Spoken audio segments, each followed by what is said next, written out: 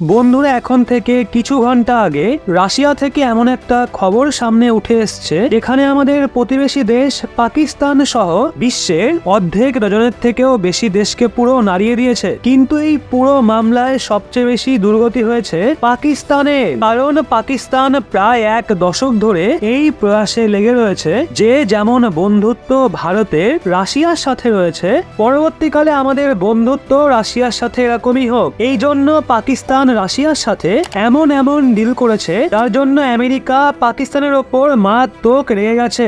আপনি দেখে থাকবেন গত কয়েক বছর ধরে আমেরিকা এবং পাকিস্তানের সম্পর্ক অনেক বেশি দুর্বল হয়ে গেছে। এখানে একটা পার্ট এটাও প্লে করা হয়েছে যে চীনের সাথে সাথে পাকিস্তানও রাশিয়ার ক্লোজ হওয়ার চেষ্টা করছে, কিন্তু রাশিয়ার থেকে যেই খবর বেরিয়ে আসছে সেটা পাকিস্তানের জন্য সবচেয়ে খারাপ খবর, আর যেটা ভারতের জন্য একটা বড় শিক্ষা। তো বন্ধুরা, খবরটা কি চলুন জেনে নেওয়া যাক। বন্ধুরা, আপনি স্ক্রিনে দেখুন বিশ্বের আলাদা আলাদা নিউজ পেপার যেগুলো আলাদা আলাদা দেশে তারা রিপোর্ট করেছে যে রাশিয়ার সরকারের পক্ষ থেকে ইজিপ্ট, পাকিস্তান এছাড়াও আরো অন্যান্য আফ্রিকান দেশগুলোকে বলা হয়েছে আমরা আপনাদের যেই হাতিয়ার বিক্রি করেছি, বিশেষ করে যেই হেলিকপ্টারগুলো বিক্রি করেছি এবং সেগুলোর সাথে আপনাদের যে ইঞ্জিন এবং কম্পোনেন্ট দিয়েছি সেগুলো আমাদের পুনরায় ফেরত দিতে হবে। হ্যাঁ বন্ধুরা, রাশিয়া তার বিক্রি করা হাতিয়ার ইজিপ্ট, পাকিস্তান এছাড়াও আরো কয়েকটা দেশের থেকে দ্রুত ফেরত চেয়েছে। যদিও হয়তো আপনাদের মধ্যে অনেকেরই এই কথাটা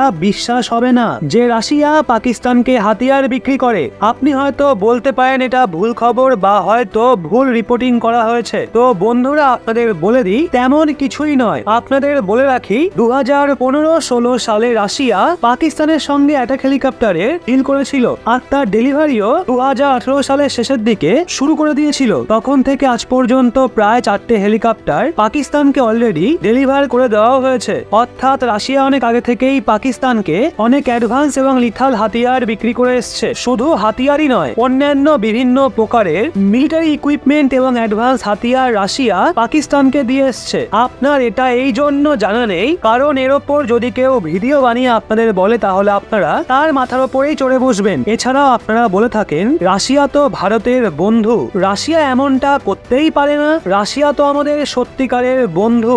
এই জন্যই আমি আপনাদের আগেও বলেছি বিশ্বের মধ্যে কোনো দেশই কারো কোনো বন্ধু, আত্মীয় বা ভাই নয়, সবাই নিজের নিজের স্বার্থটাই দেখে। বন্ধুরা, এই নিয়ে অন্যদিন কথা বলবো।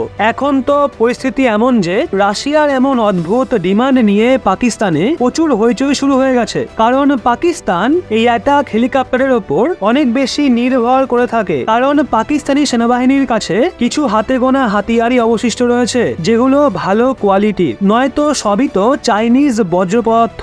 এই জন্য পাকিস্তানি হেলিকপ্টারকে একদমই হারাতে চায় না। এই জন্য বলা হচ্ছে রাশিয়ার এই রিকোয়েস্টকে পাকিস্তান 100% ডিনাই করতে পারে। আর যদি এমনটা হয় তাহলে রাশিয়া এবং পাকিস্তানের সম্পর্ক অনেক বেশি খারাপও হতে পারে। এই জন্য পাকিস্তানের কাছে একদিকে কুয়ো আর একদিকে রয়েছে খাদ। কিন্তু কথা শুধুমাত্র পাকিস্তানের নয়, ইজিপ্ট যেই দেশটা রাশিয়ার হাতিয়ারের সব থেকে বড় ইম্পোর্টার, এই দেশ রাশিয়ার থেকে প্রায় প্রত্যেক বছরই কোনো না কোনো হাতিয়ার ক্রয় করেই থাকে। সেও এখানে ফেসে গেছে, যদিও তার সীমাতেই ইসরায়েলের যুদ্ধ লেগে রয়েছে, যা ছড়িয়ে পড়ার সম্ভাবনাও রয়েছে। এই অবস্থায় তাদেরও নিজেদের দেশের সুরক্ষা সুনিশ্চিত করতে হবে, তাই কোনো পরিস্থিতিতেই রাশিয়াকে হাতিয়ার পুনরায় ফেরত দিতে পারবে না। কিন্তু এখন আপনার প্রশ্ন থাকবে রাশিয়ার হাতিয়ারের প্রয়োজন কেন? তো বন্ধুরা, রাশিয়ার এই সমস্যাকে জানার জন্য আপনাদের যেতে হবে 5ই জুন 2023-এ। দেখুন, এটা নিক্কেই, যেটা একটা এশিয়ান নিউজ পেপার। এটাতে বলা হয়েছিল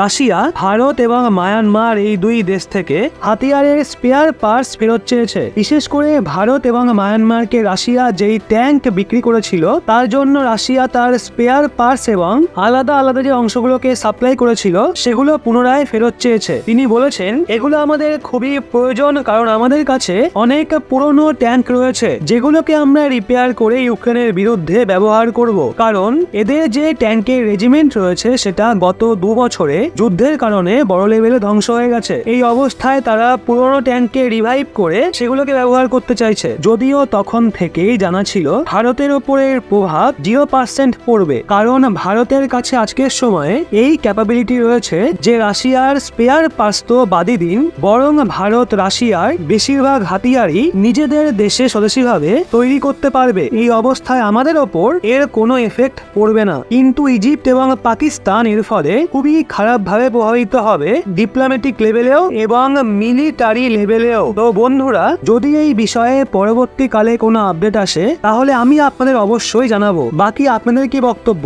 এবার চলুন একটু নজর দিই অন্যদিকে। গৌতম আদানি ভারতের অন্যতম নামী ব্যবসায়ী। ওনার ব্যবসা গোটা বিশ্বে বিস্তৃত রয়েছে। বিশ্বের সবচেয়ে ধনী ব্যবসায়ীর তালিকায় 3 নম্বরেও ছিলেন গৌতম আদানি। যদিও এবার তাকে নিয়ে অন্যতম বড় খবর প্রকাশ্যে উঠে এসছে, যা ভারতের ব্যবসায়ী মহল তো বটেই, এমনকি আন্তর্জাতিক মহলেও যথেষ্ট শোরগোল ফেলে দিয়েছে। এদিকে আদানিকে নিয়ে এই খবরের জেরে যথেষ্ট চাপে পড়তে চলেছে চীন, এমনটাই মনে করছে বিশেষজ্ঞ মহল। জানা গেছে শ্রীলঙ্কায় চীনের আধিপত্য কমাতে গৌতম আদানির ওপর বড় বাজি ধরার সিদ্ধান্ত নিয়েছে যুক্তরাষ্ট্র। হ্যাঁ, একদমই ঠিক শুনেছেন আপনি। চীনকে কোণঠাসা করতে মোক্ষম চাল এটা। শ্রীলঙ্কায় আদানির প্রকল্পে বিরাট বিনিয়োগ আমেরিকার। প্রচন্ড চাপের মুখে পড়েছে বেজিং। জানা যাচ্ছে শ্রীলঙ্কার রাজধানী কলম্বোতে একটা পোর্ট টার্মিনাল নির্মাণের জন্য গৌতম আদানিকে $553 মিলিয়ন দেওয়ার সিদ্ধান্ত নিয়েছে যুক্তরাষ্ট্র। দক্ষিণ এশিয়ায় চীনের ক্রমবর্ধমান প্রভাব কমাতে এটা নয়াদিল্লি এবং ওয়াশিংটনের মধ্যে একটা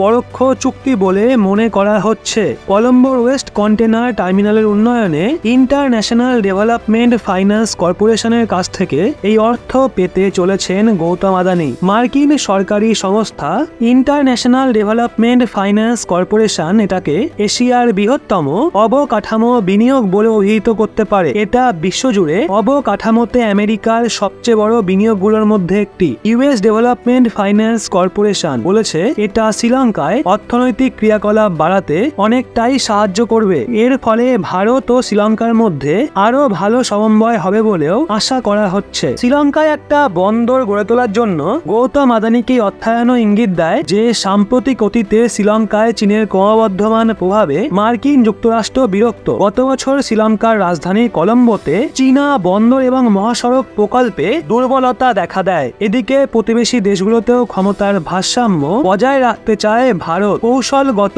দৃষ্টিকোণ থেকে দক্ষিণ এশিয়ায় শ্রীলঙ্কার ভৌগোলিক অবস্থান অত্যন্ত গুরুত্বপূর্ণ। এই কারণেই শ্রীলঙ্কায় চীনের ক্রমবর্ধমান প্রভাবের কারণে ভারত এবং আমেরিকা সমস্যার সম্মুখীন হচ্ছে। চীন শ্রীলঙ্কায় ব্যাপক বিনিয়োগ করেছে। গত বছরের শেষ নাগাদ শ্রীলঙ্কায় চীনের বিনিয়োগ বেড়েছে প্রায় $2.2 বিলিয়ন।